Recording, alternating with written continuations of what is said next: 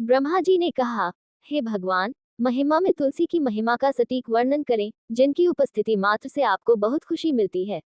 श्री भगवान ने कहा, आभूषण, स्वर्ण, पुष्प और मोती जब चढ़ाए जाते हैं तो तुलसी का पत्ता चढ़ाने से मिलने वाले पुण्य का 16वां हिस्सा भी नहीं मिलता।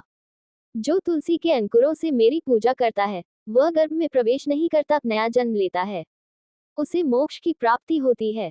तुलसी उगाकर उसके पत्तों से मेरी पूजा करनी चाहिए। वह स्वर्ग के साथ साथ श्वेत द्वीप में मेरे निवास में भी आनंद मनाएगा।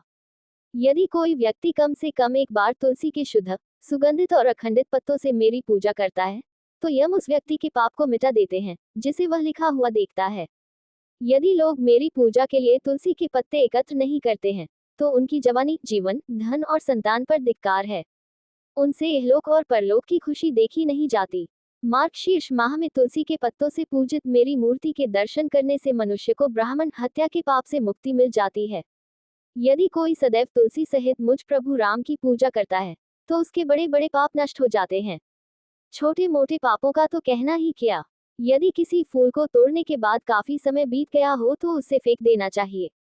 यदि पानी लंबे समय से कुएं आदि से निकाला गया हो तो उसे त्याग देना चाहिए। तुलसी के पत्ते को बिल्कुल भी त्यागने की आवश्यकता नहीं है, चाहे वह बासी ही क्यों न हो। गंगा जल को बिल्कुल भी त्यागने की आवश्यकता नहीं है। जब तक पवित्र तुलसी, मेरी पसंदीदा पत्ती, उपलब्ध नहीं है, हे पुत्र, तब तक मालती और अन्य फूल गरजते हैं, अर्थात उनकी प्रभावशीलता का दावा करते हैं। जो मनुष्य कम से कम एक बार बिल्वपत्र से मेरा पूजन करेगा, वह कष्ट से मुक्त हो जाएगा। वह मेरे पास आएगा और मोक्ष प्राप्त करेगा। तुलसी का पत्ता, बिल्वपत्र, शमी पत्ता, जाति पत्ता, कमल और यहाँ तक कि कौस्तुभ रत्न से भी अधिक मुझे प्रिय है। बिना टूटे पत्तों वाला तुलसी के फूलों मंजरी का समूह मेरे हृदय को दूध के सागर से निकली इस पद्मा देवी लक्ष्मी के समान प्रिय है। जिस प्रकार द्वादशी 12वां दिन, चाहे वह कृष्ण पक्ष का हो या शुक्ल पक्ष का, मेरा पसंदीदा है, उसी प्रकार तुलसी का पत्ता, चाहे वह काला हो या नहीं, मेरा पसंदीदा है। यदि कोई मनुष्य तुलसी का पत्ता लेकर भक्तिपूर्वक मेरी पूजा करता है, तो उससे देवता, असुर और मनुष्य सहित सभी लोग पूजा करते हैं। जब तक काली तुलसी का गहरा अंकुर उपलब्ध नहीं होता, तब तक कौस्तुभ जैसे असंख्य रत्न और रत्न गर्जना करते हैं, अर्थात अपनी प्रभावकारिता का बखान करते हैं। जो व्यक्ति भक्तिपूर्वक कृष्ण तुलसी से कृष्ण की पूजा करता है, वह उस उज्ज्वल लोक को प्राप्त करता है जहाँ विष्णु श्री के साथ मौजूद हैं। जो लोग मेरी पूजा करने के लिए भिक्षुकों और अन्य भक्तों को तुलसी के पत्ते देते हैं, वे अपरिवर्तनीय क्षेत्र मोक्ष को जाते हैं। जो व्यक्ति गहरे और सफेद रंग की तुलसी से मेरी पूजा करता है, वह शरीर त्यागने के बाद शाश्वत वैष्णव लक्ष्य को प्राप्त करता है। ब्रह्मा ने कहा, हे केशव, मुझे धूप चढ़ाने की महिमा तथा दीप चढ़ाने से होने वाले लाभ के बारे में सच सच बताओ। श्री भगवान ने कहा, हे पुत्र, सुन, मैं तुझे धूप का लाभ और दीपक का फल बताऊंगा। यह मेरे लिए अत्यंत आनंददायक है। मार्गशीर्ष माह में मुझे कपूर और सुगंधित दिव्य चंदन से धूप देने से भक्त अपने परिवार की 100 पीढ़ियों का उद्धार करेगा। जो वैष्णव काले घृत की लकड़ी से उत्पन्न धूप से मेरे मंदिर को धूनी देता है, वह नरक के समुद्र से मुक्त हो जाता है। यदि कोई व्यक्ति मुझे घी और मिश्री के साथ सुगंधित गोंद की धूप देता है, तो मैं उसे वह सब कुछ देता हूँ जो वह चाहता है। गोंद राल की धूनी देने से सभी विपत्तियां दूर हो जाती हैं। काले घृत की लकड़ी विभिन्न प्रकार की अभिलाषाएं प्रदान करती है। धूप शरीर और निवास को पवित्र करती है। साल वृक्ष के रसयुक्त द्रव्य की धूप से यक्ष और राक्षस नष्ट हो जाते हैं।